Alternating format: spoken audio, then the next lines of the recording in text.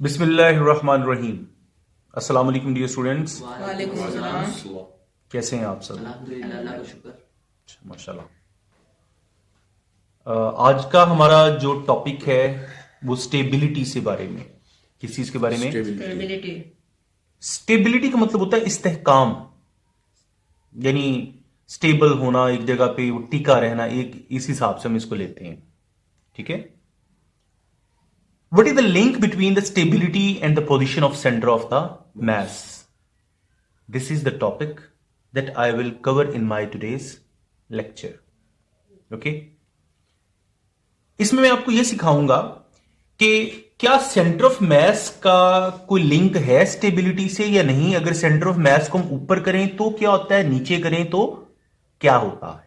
Okay? यानी जो पिछला टॉपिक हमने पढ़ा था ना सेंटर ऑफ मास का, वो ये उसकी एप्लीकेशन है। ओके? इसके लिए मैं सबसे पहले एक एक्टिविटी से स्टार्ट लेता हूं, फिर मैं इन चीजों की तरफ आऊंगा। I have a lock, it is heavier from the bottom and the lighter from its top. Okay? अगर मैं इसको इस जगह पे मतलब कोई सपोर्ट दे के इसको टिकाने की कोशिश करूं तो गिर जाएगा। हल्का जिस तरह मर्जी मैं इसको कर लूं, जैसे भी मैं कर लूं, ये मेरे हाथ से थोड़ी देर के लिए जब मैं अच्छी तरह पकड़ूंगा नहीं, ये टिका नहीं रहेगा, ये फौरन क्या हो जाएगा, गिर जाएगा। लेकिन अगर मैं इसको यहां पे सपोर्ट दूं, ये देखें इधर इस जगह पे, अभी देखें मैं इसको हिला भी रहा हूं तो ये गिर नहीं रहा। क्या रीजन है? वहां से क्या है? यानी आपने क्या किया कि इसका जो बेसिक यानी जो सारे का सारा मैस है वो नीचे इस पोर्शन में मौजूद है। ठीक है, मैंने उसको सपोर्ट दी है उस हैवियर पोर्शन से थोड़ा सा ऊपर, यानी सेंटर ऑफ इसका जो मैस है वो नीचे है और मेरा सपोर्टिंग पॉइंट क्या है, ऊपर। इस वजह से ये स्टेबल हो गया। देखो मैं जितना मर्जी जोर से इसको हिला लूं ये नहीं गिर रहा। Okay? It means stability is linked with the position of the centre of mass. इसकी सबसे पहली जो एप्लीकेशन हम देखते हैं वो रेसिंग कार्स हैं। जो फार्मूला 1 रेसिंग कार्स होती है ना, उनको उन्होंने इस तरह डिजाइन किया होता है कि भी उनके जो टायर्स होते हैं वो ऊंचे होते हैं।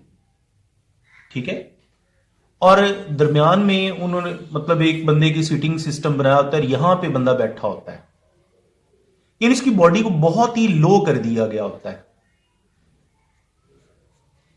जितनी बॉडी लो हो जाएगी उतना उसका सेंटर ऑफ मास लो होने की वजह से वो ज्यादा स्टेबल हो जाती है।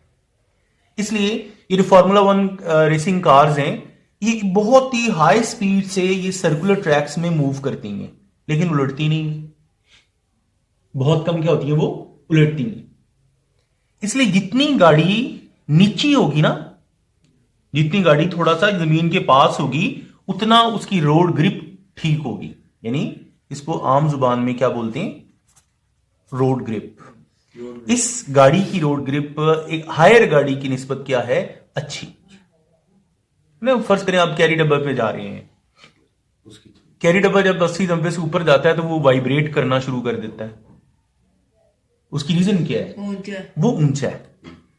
लेकिन अगर आप मर्सिडीज इस किस्म की गाड़ियों में जाते हैं तो जितनी वो नीचे होंगी, अब होंडा सिविक जो आजकल है वो बहुत ही नीचे उसकी शेप बनाई, मतलब समझने की भी काफी लो हाइट वाली गाड़ी है वो, उसकी स्पीड और रोड ग्रिप सबसे अच्छी है। ओके? अच्छा, दूसरा अगर हम देखें, बात ना ये जो सर्कस में वो काम करने वाले लोग होते हैं, वो अक्सर ना एक बड़े सारे रस्से पे वो चल लेते हैं। हाँ जी। उनके हाथ में एक पोल होता है। क्या था वो पोल अपने सेंटर से, यानी ये उनकी फर्ज करें बॉडी है ना, वो पोल अपनी टांगों से थोड़ा सा नीचे रखने की ट्राई में होते हैं। हाथों से वो उन्होंने क्या रखा होता है, थोड़ा नीचे।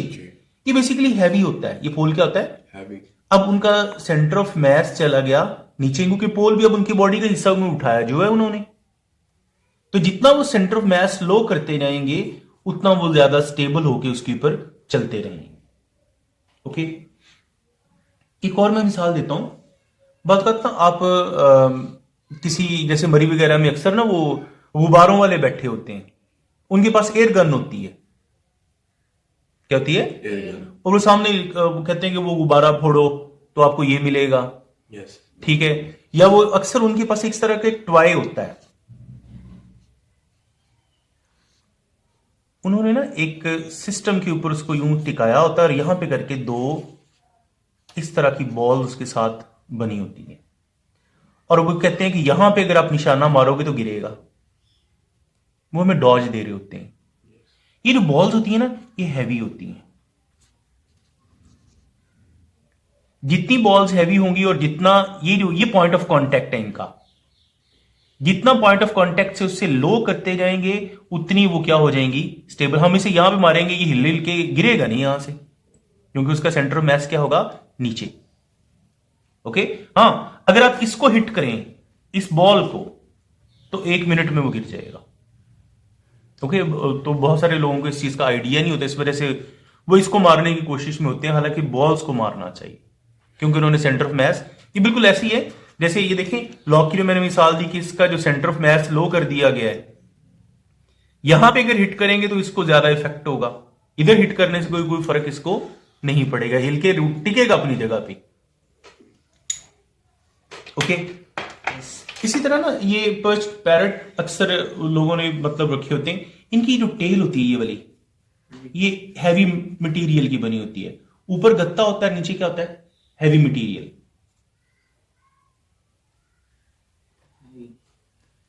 ये यहां पे इसने इन्होंने टिकाया होता है उसे, ठीक है।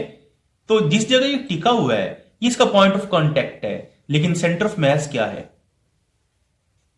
नीचे। इससे क्या हो गया? नीचे। इस वजह से क्या हो गया? ये स्टेबल, ये भी नहीं गिरता।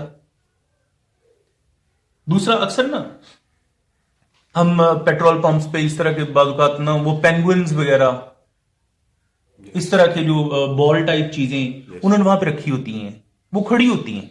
वो पेंगुइन भी उन्होंने अक्सर वो लोग खरीद ले जाते हैं उनसे, तो पेंगुइन भी उन्होंने खड़ा किया होता है, इस तरह बॉल्स भी क्या की होती हैं? खड़ी। अब वो करते क्या है? उन्होंने उसके नीचे मट्टी या रेत या पानी भरा होता है। उस बैलून टाइप सिस्टम में, बॉल टाइप सिस्टम में नीचे क्या होता है? मट्टी, रेत या पानी, ठीक है। ऊपर देखिए हवा है और नीचे क्या है? हैवियर ऑब्जेक्ट, चाहे वो मट्टी है, रेत है, कुछ भी है वो, ठीक है। तो अब हम उसको यहां किक करते हैं, लेकिन वो यूं होके सीधा खड़ा होता है। इसे कहते हैं सेल्फ राइटनिंग टॉय, यानी अपने आप को वो गिराता नहीं है। क्यों? Centre of mass has been made low. Okay. So topic आज का क्या था कि what is the link between stability and the centre of mass. If centre of mass is lower as compare to the point of contact, the system will be stable. System क्या होगा? Stable होगा। Okay. एक और example इसकी तरफ आते हैं। ये मेरे पास एक कॉर्क है, उसके अंदर से मैंने एक नीडल गुजार के उसे केन के ऊपर, जो है सुई को केन के ऊपर बैलेंस किया हुआ है। अभी बैलेंस हो जाती है। उसकी रीजन क्या है कि ये जो फोक्स हैं इस कॉर्क के अंदर क्या है, वो मैंने जो है वो अटकाए हुए हैं। अब ये हैवी हैं, इनका जो हैंडल होता है वो ऊपर वाले हिस्से की निस्बत क्या है? हैवी। अब देखें ये पॉइंट ऑफ कांटेक्ट हो गया, पॉइंट ऑफ कांटेक्ट हो गया, और ये सेंटर ऑफ मास हो गया। Center of mass is low as compared to the point of contact. That's why the system will be stable on a needle. एक छोटी सी सुई पे सिस्टम क्या हो जाएगा? स्टेबल हो जाएगा। ओके बेटा? क्लियर हो गया? Any question?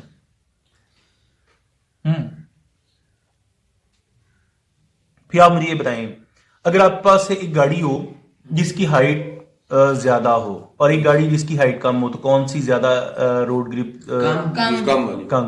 यानी जितनी उसको हम डाउन रखेंगे, उसकी हाइट कम रखेंगे, उतनी उसका सेंटर ऑफ मास लो होगा, उतनी वो ज्यादा स्टेबल रहेगी। उसके जो ट्रॉपलिंग का खतरा, उलटने का खतरा नहीं रहेगा।